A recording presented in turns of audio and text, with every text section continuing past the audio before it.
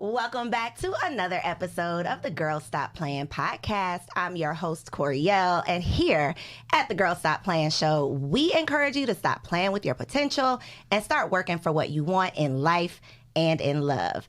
On today's show, we are getting into the mind of a man, which I know is one of y'all favorite things to do, and we got one of my favorite fellas in the building.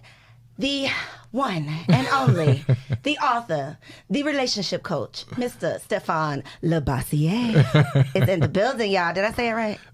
Pretty damn good. I've been practicing for 10 years to get this name right, and I got it a little okay. So I'm proud of myself for that. So listen, for those of y'all who don't know, Stefan and I go like way back. Way back. I mean, I think it's like 2013. Something crazy, 2013, 2014. So to have this full circle conversation is definitely a treat. But before we get into it, we got to get things warmed up, okay? Okay. So we're going to play a little game. You ready? I'm Don't always be ready. nervous. This is a little game of this or that. So I'm just going to name two options and you just choose your favorite. Okay. All right. So do you prefer a private chef or a 5-star restaurant? Private chef. Okay. Are you more of a picnic in the park date kind of guy or a helicopter ride kind of guy? Picnic in the park. All right. 112 or Drew Hill? 112. Okay. Would you prefer to date a woman who's a corporate manager or a successful entrepreneur? Successful entrepreneur. All right. And last but not least, for all of the points, Fresh Prince or Martin? Dang, Martin. We need some sound effects. I need some wah, wah, wah. No, that was good. That was good. Okay, you warm? I'm warm. You warm. All right. I was a little surprised by the Drew Hill thing, but I'm going to let you slide.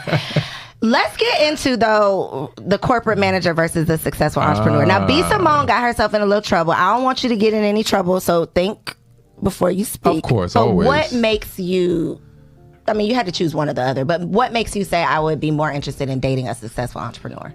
The first thing that popped in my mind was she has more flexibility. And that was it. That's the main thing. I was actually reconsidering for a second because I'm like, all right, but we all know entrepreneurs is like 24/7 and it's hard to shut off. It is.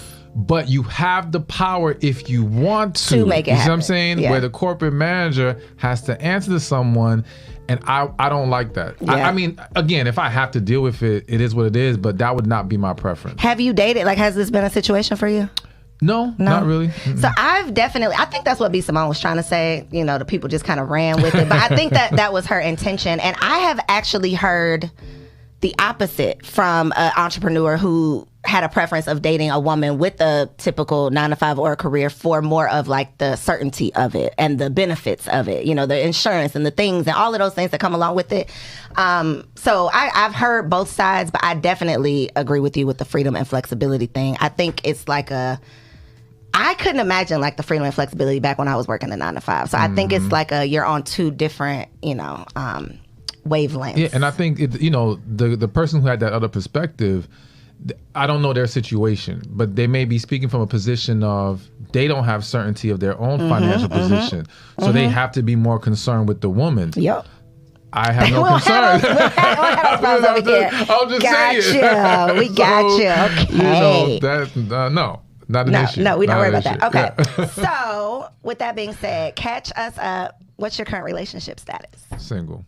He's single, ladies. Okay, so we're going to get into the shoot your shot section at the end of the show, so stay tuned. Oh, boy. But for now, I want to talk about the work that you do because it's so important. You are a certified relationship coach. I know that you are working with women from all, diverse histories, backgrounds, diverse challenges, but across the board, from what you're seeing right now, is there like a most common issue or concern or challenge that single women are seeking your help for? Okay, seeking. I think the seeking part is trying to just understand men, just trying to understand, like, what does he mean when he says this, or why is he behaving like this? Why won't he want a relationship? That type of thing. That's what they're seeking.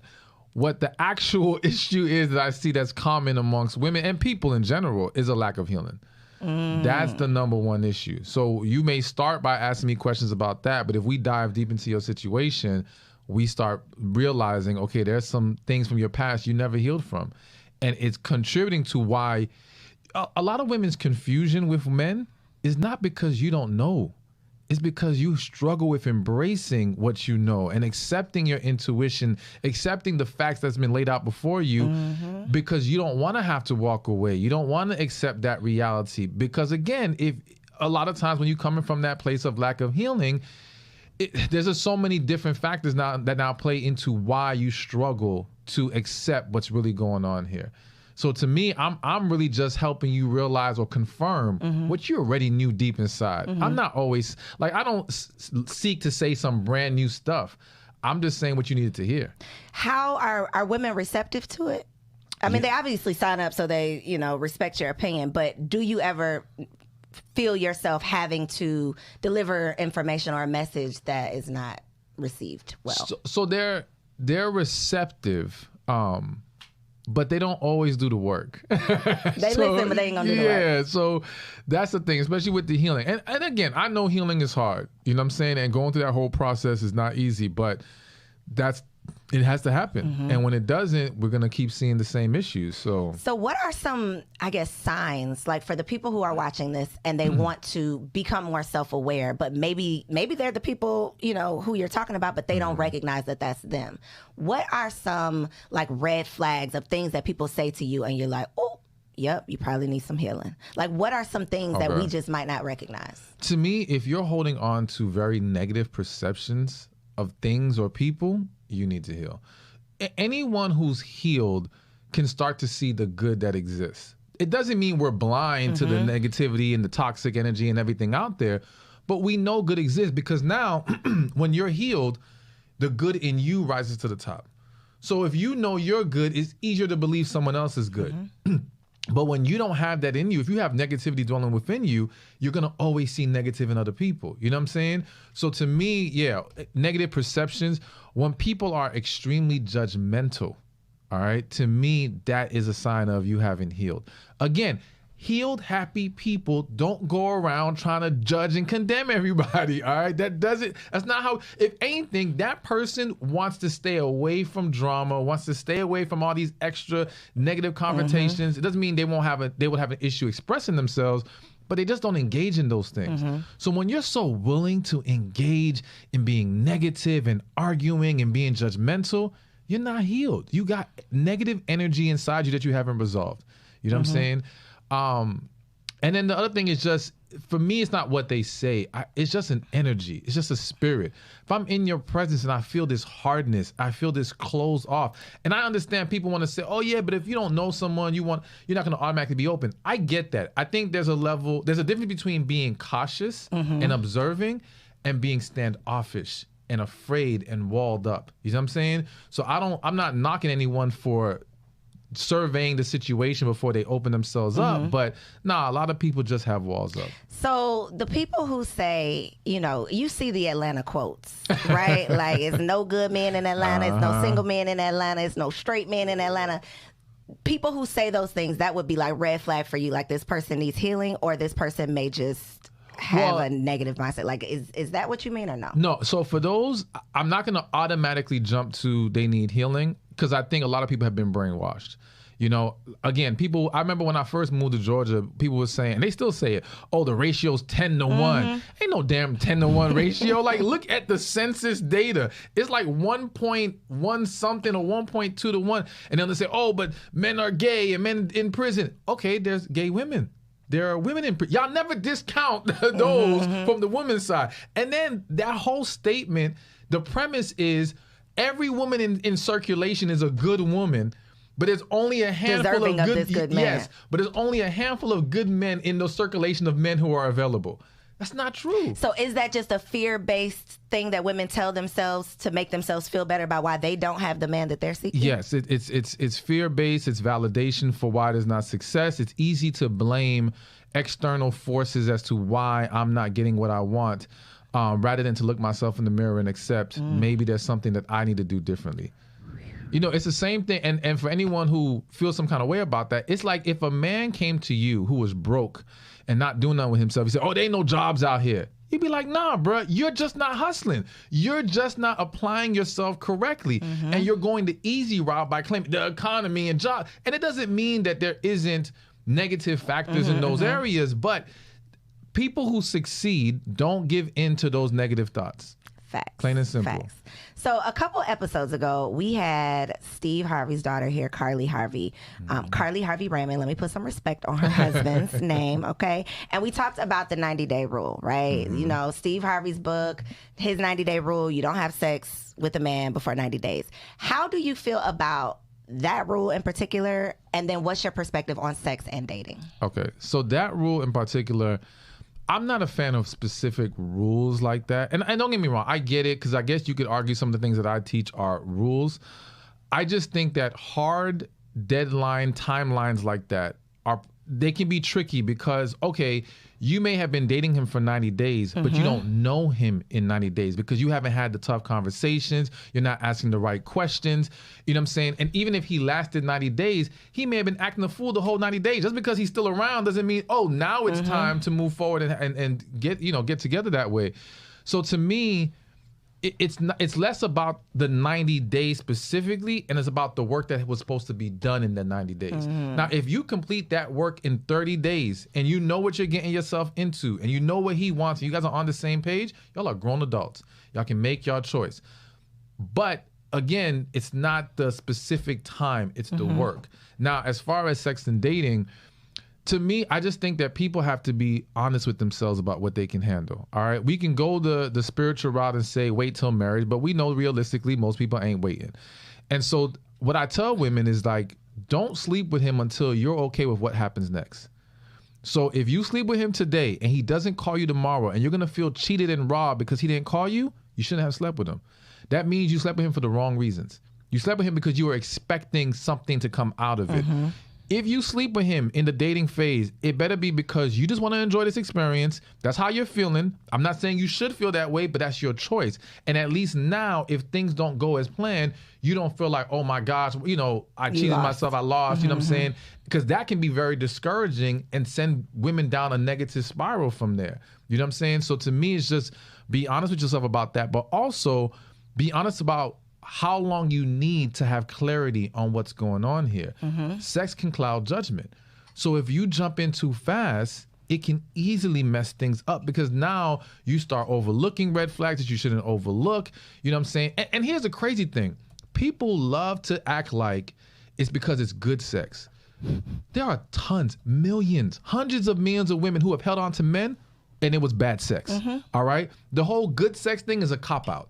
You became attached because emotionally you wanted to hold on to him, or by giving your body, you now become more emotionally attached to this man. And now it's of an investment you've made, and women struggle to walk away from their investments.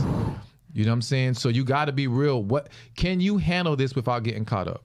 So speaking of investment, I literally put a post up today that said, he told you he was not interested in anything serious. So why would you continue wasting your time trying to give him time to change his mind? And I think that's one thing that women, we do because we have this high hope. You know, we've already imagined us like having kids, walking down the aisle, all of the things. We've invested this time. And even though you have told me out of your mouth, this is not what you want, I'm not ready for this is not yada, yada, yada, whatever you've told me, I'm just going to continue to invest, continue to give, continue to hope and pray and think that I can convince you to change your mind. And then I'm just going to be hurt and mad at you when you don't. So how do we get to the root of like, or is it possible for us to get to the root of like this men are from Mars, women are from Venus thing? Because I feel like we are so, like our communication is so bad because you're saying something and I'm hearing something completely different, or I'm hoping that you're saying what I want you to say, and if you're not, I can convince you to change your mind about it. What do we do about that? So I said at this event I was at recently that too many women are more focused on how they feel than what he said. So he could say, I don't want a relationship, but if she feels, but we could be great together, she will hold on to that rather than his actual words.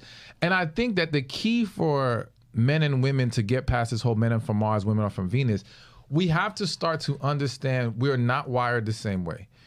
And what would do best is if I'm a man, My goal is to get more emotionally in tune with you. Because I know that sometimes a woman is not going to always use her words to explain how she's feeling. She wants you to pick up on things because women pick up on things. Women see the details, so they want us to see the details. So we have to work on that. We won't ever be as good as women in most cases, but that's how we will be able to connect with her better. For women, she has to work on being more logical with her approach with him, all right? So he said this is what he said. Now handle it this way. Do not let your emotions control you. You have to learn how to master your emotions. This is where the emotional intelligence comes in. And I think when women start to, again, it doesn't mean stop being a woman, because I want women to essentially walk in their feminine energy, tap into that energy. So I don't want you to go away from that. And embrace the fact that you're an emotional creature. But you have to learn how to turn on that logical mind in those moments where it's going to be applicable. The same way the logical man has to turn on that emotional mind, that being able to get in tune with the spirit in those moments that he needs it. And it's just the craziest thing to me. And I know that you see this all the time, but you can have the most intelligent woman, like at the height of her career, a super successful businesswoman, but when it comes to the emotional side, when it comes to making decisions in relationship, it's like the logic, like you said, it goes out the window. Like all of those book smarts, when it come to your boo, it's like, no, forget what I know. I'm thinking about what I feel or what I want. And that is where we end up, getting ourselves in trouble. And then we blame them for what we allowed them to do. Exactly. And that's why people who give great advice don't always take their own advice.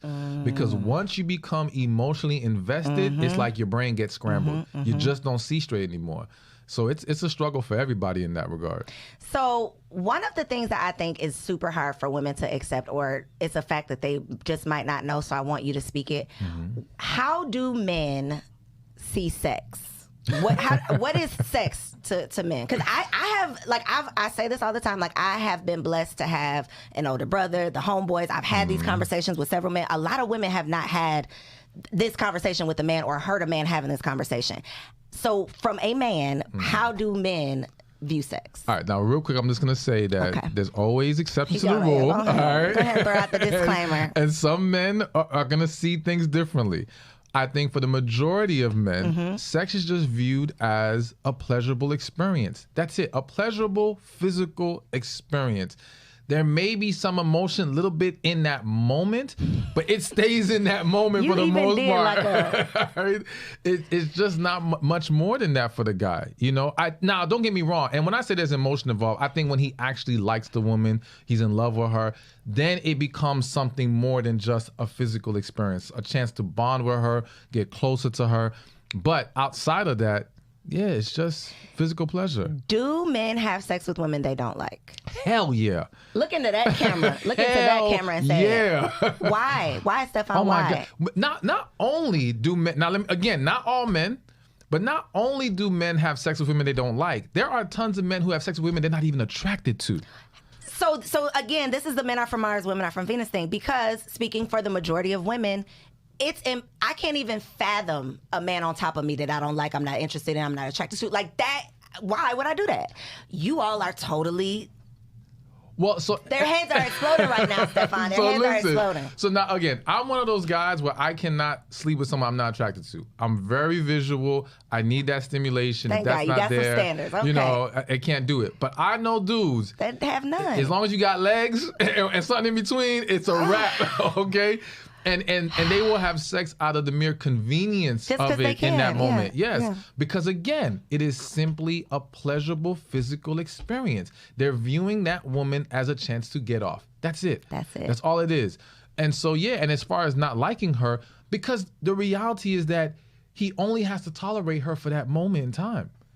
This is why he may have sex with you, but he won't be in a relationship with you. He won't even pick up the phone the next day, baby. He can't deal with you more than just that moment. But to engage physically, and again, in that physical moment, he doesn't have to worry about having talks with you and all this other stuff. So yeah, he can still enjoy you physically, but not care for you otherwise.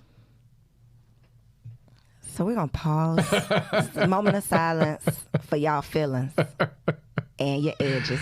Okay. Oh, boy. But I think, though, that, again, that's a major disconnect because women a lot of times mistake men wanting to sleep with them with men wanting to date them or court them or be in a relationship. And so I hear, shout out to Kevin Samuels, all right? One of the things that Kevin Samuels says often that I do agree with, though, is that you cannot count the number of men who have tried to holler at you or try to have sex with you as the number of men who are interested in getting into a relationship with you. And so I think a lot of times women are mistaking one for the other and thinking, well, men are interested in me. You know, I am a catch. And just because men are interested in sleeping with you does not mean that you are necessarily what men are looking for when it comes to a relationship. Or so marriage. what's the difference? What would make a man say, okay, I'll have sex with you, but that's as far as it'll go? So, okay, there's various levels to it. For some men, it could be physical levels of physical attraction. So, to put it in a more specific context so people can understand, if his standard for marriage is, I'm only going to marry a woman who's an 8 to 10 on a scale of 1 to 10, but he'll sleep with a 6. He'll sleep with a 5. You see what I'm saying? So there's enough, and maybe she's not that cute, but her body's banging. So he'll sleep with her because he really likes her body. He wants to try it out. I know that sounds horrible, but I'm just, that's a real it is thing. what it is. Let me put that in my notes because we gotta come back to that. Right? But again, he's not attracted to her enough physically to say, I want to spend my life with her. Because again, it's one thing to have to see you for the night. It's nothing to have to wake up and see you every day next to me. That requires a different level of attraction. Then, of course, there's just the qualities of a wife. Some women, again, may be really cool. And you may even enjoy hanging out with them, but you know you cannot deal with them over the long term as far as marriage. And let me say this. The reality is that women see the same issue or go through the same thing with men. It's just that women are willing to overlook those red flags and still marry that man. Yeah. But then be miserable and unhappy. The man knows, like in a lot, don't get me wrong, plenty of men choose horribly wives and partners. But a lot, like I remember one time in an Uber, a guy said to me, he was the driver, he said, you hear in society, women are always being told the fantasy of the one, waiting for that right guy, all that stuff. But what you see play out in dating and relationships is that men tend to hold on to that principle more than women. All right. Women know of the one connection, but the minute they see something that they want, for whatever reason, yes, I will make this work because this is what I desire right now. Whereas men, if they're just not feeling it enough, they're just not going to do it. And that's why I tell women, it's not a reflection of your value or your quality. Y'all two just don't fit together. He can really see or view you as a good woman, just not for him. So this is not a question that was on my list, but I just feel like because you're hurting feelings and snatching edges, we might as well just snatch the whole wig off. Because I have literally had a conversation with a man. I hope he's not tuned in. It's not my man, y'all. A man, not my man. But I've had a conversation with a man who has, going back to like the 90-day rule thing and men trying to fit into women thinking that they're being in control and, controlling how things are going, but men really having the big joker, like really, pulling the trump card. But I was having a conversation with a man who talked about a woman who had like a 90-day rule and she had verbalized it. Big mistake. So she talked to him about it. She's holding him to this standard and he literally told me, like, yeah, I just did what I had to do to get to the 90 days, just basically to get her back for playing games with him. Playing games with him. Like, he did all of the right things. Told me this out of his mouth, that he did all of the right things, had these conversations, like took her out, did all of the things to play the game. So what is your advice for women who are watching for the red flags, asking the questions, like thinking that they're doing their due diligence, and then they're just dealing with like a fraud? So I'm very skeptical of any situation that proclaims that this man just fooled you the entire time. I always say a lot of times women don't get played, they play themselves. All right? Girl, stop playing. They see something. They pick up, and even if you can't say you saw something specific, they sense, yes, they felt like something's not right. But again, they try to ignore it. So to me, you've got to be strong as a woman in the sense of accepting your intuition. Stop denying it. Stop running from it. And if you're spiritual, you've got to go to God and pray about the situation and asking God, not just looking for signs, hearing it in your spirit, like, this is what I need to do right now. Because I don't think anyone's that good of a liar. I think that you let someone talk enough, they're going to expose themselves. You just have to know how to keep them talking. And so that requires conversations, asking questions, diving deeper, because it's very easy for people to either, when they give you a BS answer, you can sense it, or they just dance around the situation or dismiss it altogether. You know what I'm saying? So, and then there's just certain questions that men will and women will expose themselves on. Like if you ask a dude questions about handling finances in a relationship, he's very likely to tell you straight up what it is. So if you don't like the way that he does things, you don't have to keep guessing. You know what I'm saying? But you just have to have those conversations. But we tend, when I say we, society tends to be scared to dive deeper early on. It's like, well, I don't want to run this person away. Yeah, but it's like, yo, if they run away because you're diving deeper, they're not for you. Exactly. That's the way you weed them out. Yep. And that was literally a question that I have here, because women do have such a hard time asking questions because they don't want to be annoying. They don't want to push too much. They don't want to turn you off. So how do you toe the line between being interested and being inquisitive and digging deep, but not like being annoying? Again, annoying is a perception based off of likability. Basically meaning, let's look at it from a woman's perspective. If 10 guys DM a woman right now, hey, you're beautiful, right? And you look at them dudes and all 10, they don't like them. So to you, they're annoying, they're thirsty, whatever. Mr. 11 says the same thing. Hey, beautiful. But you like this dude and now you're flattered. This is cute. It's not the action. It's how much you like them, and as well when it comes to women, it's the energy that you're giving off when you're asking these questions. That's true. If you're asking with an energy of interrogation, of being hard and having an attitude, and that can happen when you ask the question because you're expecting a negative answer. You can't go into the conversation expecting something bad. You have to go in, believe either clean slate or believing something positive, but prepared for something negative. You see what I'm saying? Because when you prepare for negative, you project that. And that's the energy that's making you come off annoying or what's wrong with her? Nah, she got problems and now I don't want to deal with her no more. So what are some of those red flags that women can be showing that they might not recognize, or that you don't know that you're presenting? Like, I might talk too much, but I don't know that I talk too much. I might say the wrong things. Maybe I'm not talking too much, but I'm telling everybody all my business on the first date. Like, what are some of the, give us the game. Like, how can they get past, we sick of these first dates, Stefan. We got to get past number one. Again, I think, remember, like somebody once said, rules are for people you don't like. So basically, when we like the person enough, we're way more flexible. So again, we have to understand that some of this is just based on the fact that it just wasn't clicking like that. There's no way around it. You can't force anything to happen. But one thing that popped in my head when you were asking that was, and I will say this, I think the average man doesn't even pay attention to this. I pay attention to this, and I still think it's something that women should be mindful of, is when he is talking, are you jumping in before he even finishes? Are you over talking him?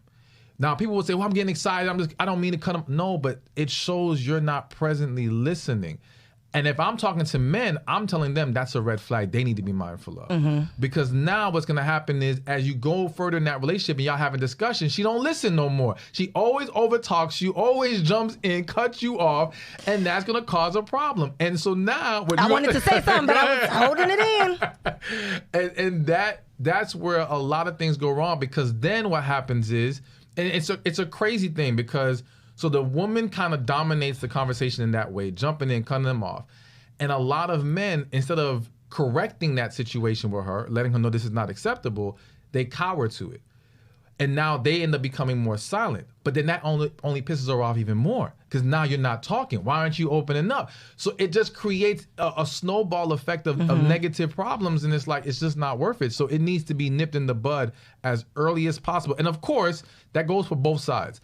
Both people need to learn to listen when the person is talking. Let them finish, then make your statement. So with that being said, do you recommend therapy for any relationship, for relationships that are moving towards marriage? Do you not recommend therapy? Like, what role do you think therapy plays in a relationship? Absolutely. Everyone should be doing therapy. I don't care if you're single, dating, married. Like, I hate the idea that people think, well, why should we go to couples therapy if we're just in a boyfriend-girlfriend relationship? Well, because you want to be more than that. Exactly. And even if you don't want to be more than that, it's to help you have a healthier dynamic. So one way or another, if you're going to remain in this situation and there are problems and you guys have not been able to resolve those problems amongst each other, then go to a third party. There's no reason why you shouldn't. So I definitely think, and especially before you get married. Especially. Like that to me is a huge mistake when people don't do marriage counseling before they get premarital counseling. So do you think it should be a deal breaker if you bring up the suggestion to go to therapy or counseling or whatever and your partner isn't prepared? If I'm honest, hell yeah, it should be a deal breaker. Please Only be because my thing is, if you are unwilling to seek help to rectify things now, what are we setting ourselves up for later? We're gonna, because we can't always do this ourselves. We're gonna need help sometimes. You know what I'm saying? So to me, that's just a really big problem. And I think if someone knows that by not going, I will lose this relationship, and they're still unwilling to go, they That just should tell you something, Exactly. right? That's enough right there. So there's this thought around dating someone's potential. And I have my own thoughts about dating potential, and my theory kind of got skewed with like Michelle Obama, because it's like, how can you argue with this? Like, how can you argue? And Michelle, it worked out for her, right? What is your advice for a woman who comes to you and she says, you know, she describes this man and she says she's dating his potential, like she sees what he can become? I don't necessarily think it's a cookie cutter answer, but what's your perspective on it? I say hell no. Okay, it should it is a not cookie be cutter. done. Yeah, it's cookie cutter. And let me use the whole Obama situation. There are people right now who invested in the lotto every week to try to win, and eventually won. That doesn't make it a good investment strategy. All right, just because one or two people have, and not just one or two people, just because a small segment of people, because there's always exceptions to every rule, have success, that doesn't make it the wise choice. So yes, Obama, she got lucky or she was fortunate, whatever the case may be. But for every one case of success, I got 1,000 more of complete failure and destruction. All right. So to me, it is extremely dangerous, because you have to ask yourself, if this person does not get better from here, will I be happy? There has to be a foundation. It doesn't mean we don't strive to continuously be better, but do they have a strong enough foundation that I can be happy with? Because you're not guaranteed change will come, all right? And unfortunately, the potential you see, they may not see in themselves. So it's like you're trying to drag them to a place that it's not in their heart to go to. It's almost like you'll have these scenarios where, let's say a guy is a plumber, and he's making 60 grand. And the woman gets with him, but she wants a 6-figure man. But she says, you know, he has potential. He could own his own plumbing business. But that joker don't want to own a business, all right? Everybody's not built for that. They're not wired for that. He is happy and content making $60,000, and I'm not saying that in a derogatory way. That's his thing. That's his thing. Exactly. If you now try to make him be more than that, he will start to resent you. Facts. And you will resent him if he's not moving his feet fast enough. So now y'all arguing about stuff because you're trying to make something to happen that never existed here. There was never real potential here. It's what you want to believe. And so potential sometimes is an imaginary perception. Say that one more time. Potential sometimes is an imaginary perception. So what do you think about the idea of like dating, being equally yoked, dating down? There's a concept of like the high value man. Everybody wants the high value man, the 6-figure earner, everybody wants that, but everybody is not necessarily qualified for that. Like you're not a match to that. And so you get frustrated because you're not getting what you want, but what you want is not necessarily in alignment with who you are. My opinion. What is your opinion on dating? I don't want to say dating down, but dating a person that's in alignment with where you are currently versus where you might see yourself. Because maybe you're not where you want to be, but you want to date somebody that's already there. Yeah. So I think one, let me say, I'm not a fan of dating down in that way. To me, it's all about connection. If there's a connection with someone who other people perceive as lower status than you or whatever, I don't care about what they perceive. I don't even care if you've been brainwashed to see it that way. If there's a connection, you should embrace it. If there's not, you should walk away. But I think the way people need to look at it, I'll give an analogy. There's tons of people who want to have a G-Wagon, right? And when they dream about having a G-Wagon, they're only thinking about the luxury of having it, the enjoyment of having this nice car. But what you don't realize is when you go to buy it, that payment's gonna be serious. That maintenance is gonna be serious. There's a level of stress that might come with this car. So you have to ask yourself, am I willing to do the things that it takes to even maintain this? All right. Now, if you get to the dealership and you realize this G-Wagon is too much for me, all right? And now you find you a nice Honda, all right, that drives what you need to do, and you're happy in your Honda. To me, you didn't date down. You didn't downgrade in your car. You found what was best for you. Yep. What works for you. There's this middle ground of where I can be happy with what I'm receiving, and I'm happy with what I have to give in return. You see, a lot of women, when they think about quote unquote high value men, they're only thinking about what I'm going to receive. They're not considering what I'm going to have to give. A whole lot. Exactly. And it's like, yo, there's nothing wrong with saying, I don't want to give all that. So let me go be with a man who's in that range that I can have that trade-off that I'm happy with. And two, having a type. How has, in your experience with women, how has their type been either helping their situation or hurting them being able to find who they're looking for? So I want to put it like this. I think there's nothing wrong with having a type in regards to what you're attracted to is what you're attracted to. I think it's problematic when it's like... Is that true? What you're attracted to is what you're attracted to? Yeah, I do think. Like physically or just period overall? I think in a lot of different ways. It could be physically, it could be emotionally. There's various things that you're going to be attracted. So for example, me as a man, so I think, one, we have to understand that I believe we all have internal wiring. Like some people think you live life and you become who you want to be. No, I believe you are who you are from day one. You have to live life to figure it out and then live that to the best of your ability. So what I've come across is like, there are some women out there who like a lavish lifestyle, all right? Love taking care of themselves, getting their hair done, nails done. They love that. And there's some women who don't want to deal with that at all, all right? Now, I'm attracted to the women that like taking care of themselves, that like that lifestyle. So to me, there's not going to be an attraction to, there might be a physical attraction to that woman who doesn't like doing those things, but can we sustain that over the long run? That's the problem. So let's flip it. If you're a woman who likes to live a nice lifestyle and you compromise and say, I'm going to get with this frugal man. Like I knew a couple who the woman likes nice things, and the man was one of those dudes, if he found a couch on the corner, he'd dust it off, take it home, we got a new couch. Not going to work. All right? Not going to work. And over time, it would piss her off. And now you being pissed off turns into you don't want to sleep with him right now because you're annoyed. That turns into him having an attitude. You see, and again, it's a snowball effect. We overlook these small things that we don't fit in, and we don't realize how that turns into the big issue later. So to me, going back to the whole attraction thing, I do think there's certain types of people, there may be certain physical attributes that people are naturally attracted to, but where the type comes into a play where it's a problem is when you hold so strong to it, you ignore the fact that sometimes we're attracted to people who didn't fit our type. All right. You have to be flexible in that way. You can have your type, but understand it may not always play out that exact way. So as a man may love tall women, right? But if he comes across a short woman that he's drawn to, has a connection, everything's great, it would be foolish to overlook her because, well, she's not my type. You see what I'm saying? I think for women, though, the type thing comes down to more than physical. Oh, absolutely. Only because I think for a lot of women end up in this revolving door when it comes to relationships where it's a new man, but the same situation over and over because of their type.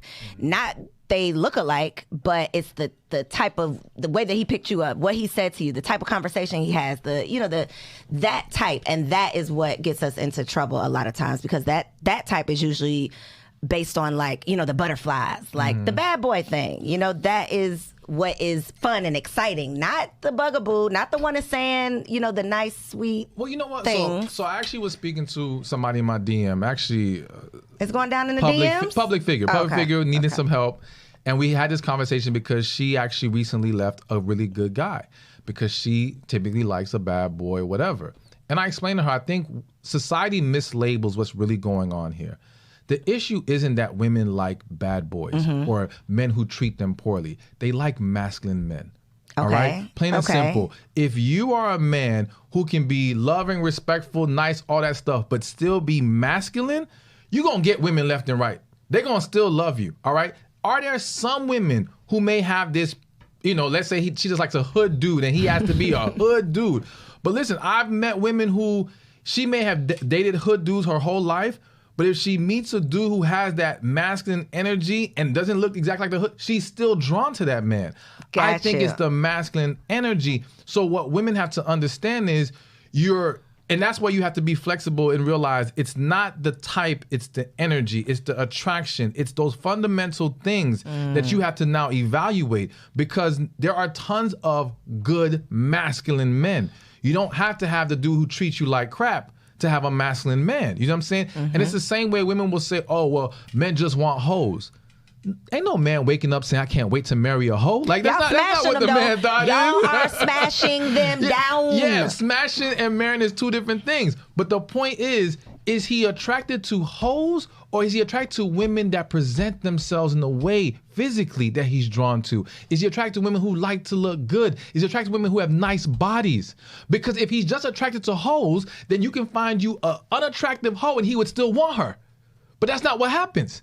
He's only going after attractive women that look a certain way. So it's not really about her being a hoe. But what happens is, again, the side who loses in that situation loves to mislabel the issue. So the man will say, women just want a bad boy rather than accepting, nah, bruh, you're not masculine enough. You have to work on that. Women, he just wants hoes. No, you're not presenting yourself properly. You're not being effective in how you exude your energy. That's the reality of it. I waited. I didn't want to cut you off. I appreciate when I get that. home, my man gonna be like, see how he got you together? Yeah, I'm sorry, baby. I'm gonna work on that. So you just brought up something that reminded me. Y'all, I don't think this was the first time. We went and grabbed lunch years and years ago, Stefan. And Stefan does this thing where if you ever like sit down with a therapist, they start therapeuting you. So he's like, yo, your hard exterior, you all business, you know, you making this face. And he was literally like breaking down to me what men see when they sit down with me, which was a benefit. I ain't really like how he did it, but it was helpful, right? Yeah. For a lot of women, we are buttoned up, business minded, boss energy, and that is not attractive to most men. Exactly. How do we break down that tough exterior, not to the point where we have to be someone that we're not, but how do we navigate, you know, being who we are, but then being who a man appreciates a woman to be? Okay. So first thing, let's clarify. It's not attracted to the men that women actually want and like. Right. Because what I always find is that boss woman, that masculine woman, she's getting dudes who want her. She's just not getting the ones she wants to want her. That's the disconnect. So yes, going back to your question, it's about understanding that, one, how we perceive ourselves isn't always how others perceive us. So I always encourage women, like I have a membership group and I tell them, like, listen, ask men how they see you. Don't let your girlfriends tell you, because they're going to validate things. Because if they're negative too, they're not going to call you out for being negative. Or recognize it. Exactly. It's almost like, think about a morbidly obese person. They're not going to call out another morbidly obese person and say, you need to lose some weight. Right. What's wrong with you? You know what I'm saying? Because they're gonna validate that whole thing because they're walking in it too.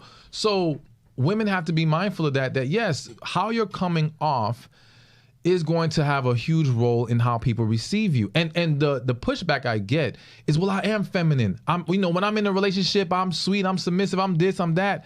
And I'm like, yeah, but how would he know that? You got to get there. Exactly. Yeah. You're not exuding that energy that lets him see that you have even that, I hate to use the word potential, but in essence, that's what it is in some cases. Or it's just you are that feminine woman. And so a lot of women think, well, he should take time to figure it out. Ain't nobody got time for that.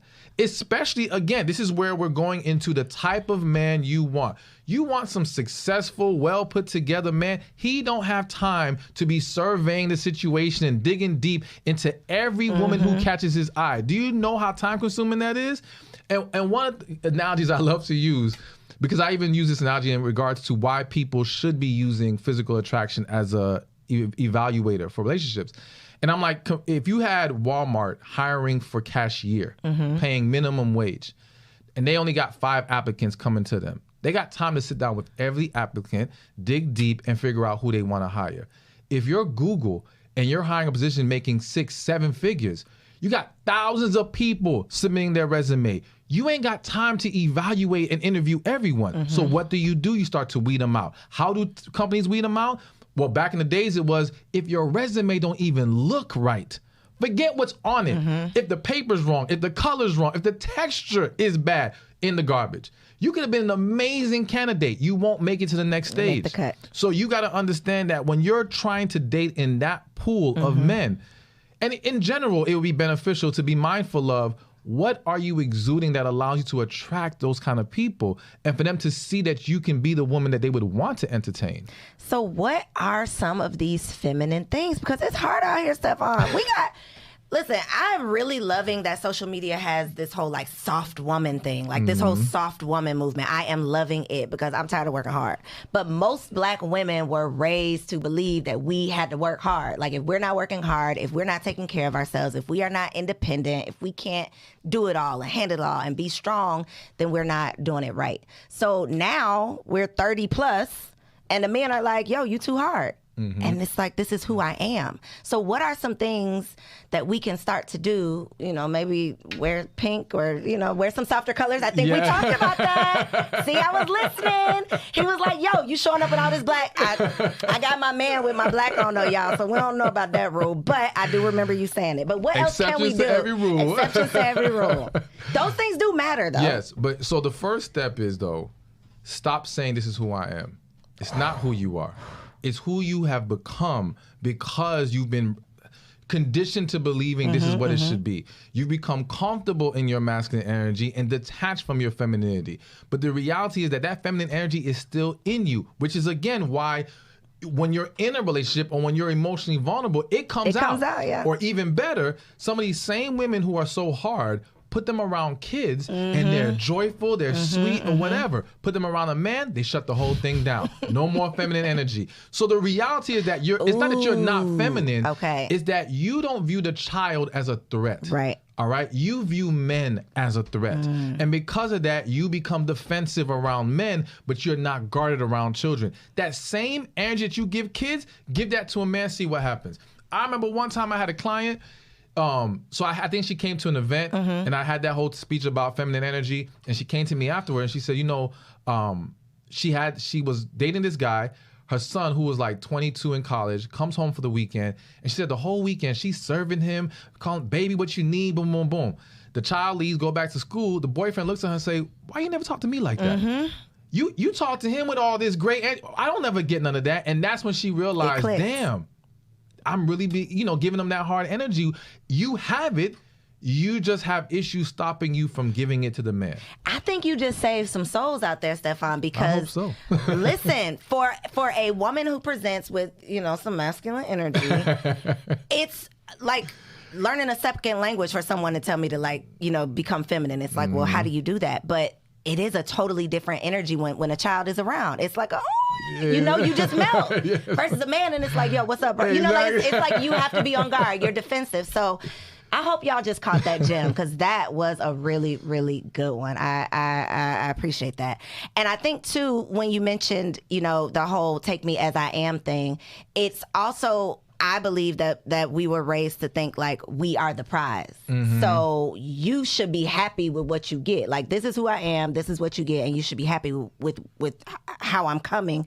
But you need to rise to the occasion. You need to rise to my standards. So how do we, I guess, let go of the thought that we are the prize? Like, because we're both winning, hopefully. Exactly. So the thing is, women are not the prize. Men and women are the prize. We are the prize.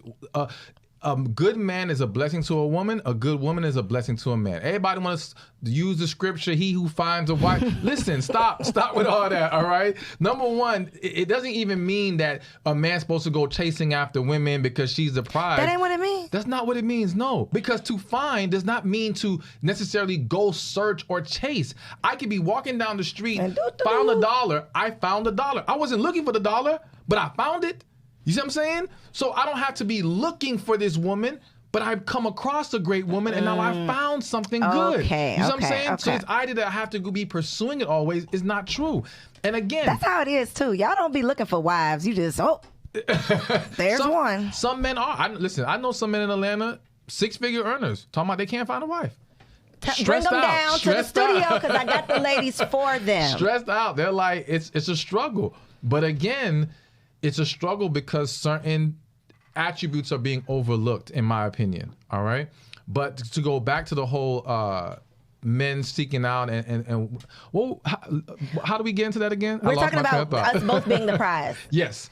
All right. So I believe that whole I'm the prize is a very toxic mindset. It's a very sabotaging mindset. Because again, what women don't realize is, especially if you're trying to date quality men, there's a lot of different angles to look at. One, you can't build a healthy relationship if it's one-sided. Mm-hmm. And what women who believe in this whole men should chase women fail to realize is, when you look at relationships where the man had to chase, in most cases, what happens is after he finally gets her, he stops the effort.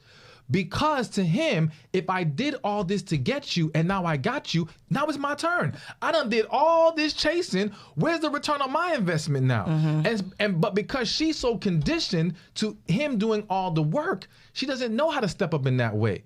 So now it becomes lopsided. And now, or because she doesn't want to lose him, she's now the one-sided relationship. She's doing everything and he's sitting back. How you start is how you finish. You start one-sided, you're going to end one-sided, all right? You want this to make a mutual effort, you have to start from the beginning, a mutual effort. But also there's the layer of understanding. If you're dating a quality man, y'all have to understand. I don't want women to get into the mindset of competition, but you do have to be aware that there's another woman who will show him that attention, who will show him she wants him. There's a book, I always forget the name of the damn book, but there's a book that surveyed married couples after they got their marriage license. And there was a bunch of questions, but they asked the men, why did you marry this woman? And one of the most popular answers they got was, because she liked me. And what that means is, men are so accustomed to having to do all the work. When a woman actually shows interest and desire and matches his energy, he's drawn to that. Men want to feel wanted too. So if he has to always be the one to do everything, he's going to burn out at some point. He's not going to be able to sustain that. And again, if he has other women showing him more interest, why would he choose you over them? Which is why, if you ever see a situation where a man is dating two women, one is the crazy woman and one is the more good, chill woman, who does he usually choose? Crazy. Why is he choosing the crazy? Because she like him so much. Exactly. It's not because she's crazy. It's not because he loves drama. It's because she makes him feel wanted. Where the other woman says, well, no, he's supposed to chase me. He's supposed to come at the... All right, well, then that's why he chose her. So...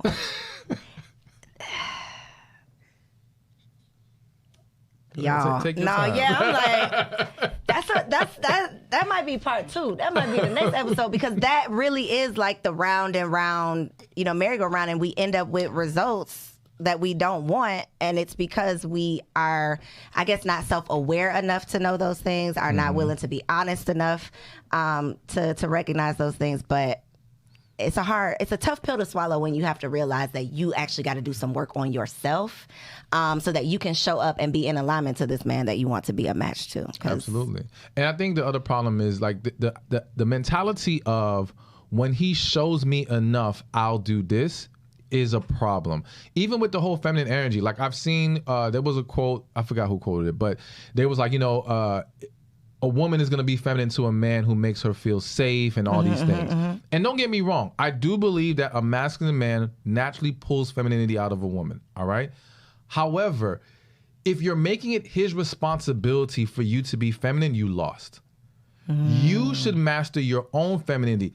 The approach should be, I will always be a feminine woman, and once a man shows he's not worthy of it, I will remove myself. Not, I'm going to come in hard, and once he shows me enough, then I'm going to be feminine. By that time, he left you. He's gone. Anymore. Exactly. Yeah. But the ones who will be interested, toxic men who don't got nothing going on for themselves, men who will overlook your hardness because they're looking to gain in other areas. They need you for stability. They need you for a place to stay. They need you for your car. All right? We can go on and on. Those men will tolerate all those things because they value the other stuff. But to the man who has it, He doesn't care about that stuff. So the fact that you can keep getting a man, if it's a bad man, that's literally proof to you of what you're putting out, because that's what you're attracting. Well, I'll say this, because I do believe it's not always about what you attract, it's what you entertain. So there is a matter of, clarify I that. think, Thank you could be an amazing woman. You're going to attract some bad men. But if you keep entertaining them, that does speak to an issue going on within you. You see what I'm saying? So I ain't mad at you because that's what you're attracting, but why are you entertaining it? But yes, if all you attract is that, that's it, that's a problem too. You see what I'm saying? Wrong, yeah. Because if you are a woman that's exuding the right qualities, you're going to be able to say, I do meet good men. Even if you say, I haven't met a good man that I wanted, that's fine. But to say you're not meeting any, that's a problem. Red flag. Yes. Flag on the play. So for the ladies out there who are like, I want this to be my last season as a single woman, they just need a couple pieces of advice. Like 3 quick tips. 3 quick tips. 3 things that they can do right now. All right. I mean, besides all of the gems you've already dropped. I mean, because it encompasses everything we talked about. Healing is number one. You know what I'm saying? That's the foundation of it. So they want things to change, they have to heal. There's just no way around that. All right. Number 2 is tap into your feminine energy. Women who tap into their femininity, they start winning, plain and simple. And not only does it get you the potential of relationship, business will get better. Life will get better. Everyone will want to be around you. And for those who don't think the energy is a problem, some of y'all don't like your own mothers, your own sisters. Why? Because they got an attitude. Why? Because they're so hard. So then why do you make excuses for that kind of energy when it comes to dating? If you don't want to deal with them, why would a man want to deal with them? And if she's like that with you, trust and believe she's worse with men. That's the other thing. I have to say this. That's something that women don't understand. Women look around and say, there's all these wonderful women. Y'all don't know what's going on behind closed doors. Some of these women are savage. All right? The things that they're doing to these men, y'all would be shocked, okay? Y'all have no understanding, because what y'all have to realize is, and I'm not saying you like you, but a lot of women in general, a lot of women do not reveal all the details to their friends because they view women as, she will turn on me and she'll throw it back in my face. And who else makes that complaint? Men. Men are afraid to open up because women tend to throw things back in your face. But when a man makes that argument, is that a woman he's thing? being ridiculous. It is more of a woman thing than a man thing, simply because the action of throwing things back in your face is someone who allows their emotions to get the best of them. And because women are more emotionally wired, they're more susceptible to having those moments. All right. So they just get caught up and then it comes out. And then they pull back once the fog clears. It's like, damn, what did I just say? Shouldn't have said that. It's more likely. Now, do men do this? Of course, because there's a lot of men who have not mastered their emotions. There's a lot of broken men. So I'm not saying that men don't do it, but because women are emotionally wired, they're more susceptible to having a moment where they lose sight and they throw things in your face or whatever. And again, y'all have experienced that as girlfriends. So why do you think she's so much better with a man? She's going to be worse with a man because she's more emotionally invested. The more emotionally invested you are, remember what I said earlier, once you're emotionally invested, the brain kind of scrambles. Yep. That's why you have to master that aspect. So healing, tap into your feminine energy. And this next one may not apply to everyone, but learn how to talk to and listen to God. Ooh. Plain and simple. So many women would save themselves so many headaches if they just listen to God. So many women would not end up in the wrong relationship if they just listen to God. There are situations where women might have met a great guy, and I believe in right person, wrong time, and things didn't go right now. And again, emotionally, they let that get the best of them and say, all right, forget him, and then they end up getting with some other dude. Not only getting some other dude, maybe even getting pregnant by the other dude, right? But if you would have prayed and talked to God, he may have told you just to chill out because he knows it was coming back around. And when there's a connection, it always comes back around at some point. Let me not say always, but 99.9% of the time, it's going to come back around. The problem is, what have people done in the meantime to either allow you two to come together later or make it even harder? But again, aside from that, in general, it's just learning how to get in tune with your spirit, hearing God, letting God guide you. Because listen, my advice, other people who give advice, it's great. I want you to consider it, but I still want you to go back to God and pray about what you heard and see what applies to you. Yes. Look, we'll drop the mic on that one, but not really, because you got to let the people know. You said you have a membership. I'm sure they want to get in because they need more of these gems. So let them know where they can find you online, how they can get your books, all that good stuff. All right. So you can get into my membership going to receivingmyblessings.com. Come on now. Receivingmyblessings.com. Join today. There's gonna modules on tapping into your feminine energy, healing, hearing from God. Basically everything we talked about. All right, finding your purpose. All of that is in the program. We do lives twice a month. It's amazing. So check it out, receivingmyblessings.com. And on Instagram, he is at Stefan Speaks. Correct. Y'all, we are at Girl Stop Pod on Instagram. Make sure you are following us. Like, comment, subscribe to the show. And make sure you share this episode with a friend who wants to make this their last single season. Thank y'all so much for tuning in. I'll see you next week. Peace out. Girl, hey, I hope you enjoyed that video. This channel is all about encouraging you to stop playing with your potential and start working for what you want in life and in love. So make sure you hit that subscribe button so that you'll be notified when the next video drops. And comment below and let me know what you want to see on the next video. Peace out.